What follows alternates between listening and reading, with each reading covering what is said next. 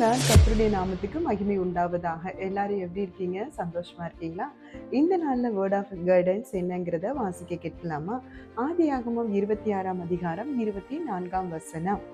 கீழ்ப்பகுதியை வாசிக்கிறேன். பயப்படாதே, நான் உன்னோடே கூட இருந்து என் ஊழியக்காரனாகிய ஆபிரகாம் நிமித்தம் உன்னை ஆசீர்வதித்து உன் சந்ததியை பெருக பண்ணுவேன் என்றார். ஆம் தெய்வ பிள்ளைகளை, ஈசாக் என்கிற ஒரு மனிதனுக்கு இங்கே வாக்குத்தத்தம் கிடைக்கிறது. அவருடைய வாழ்க்கையினுடைய சாட்சியை பாருங்க. ஒரு நல்ல நிலத்துல விதைக்கிற ஒரு விதையா இருக்கிற ஒரு மனுஷனுடைய சாட்சியுள்ள வாழ்க்கையை இவர்கிட்ட பார்க்கலாம். என்ன தெரியுமா?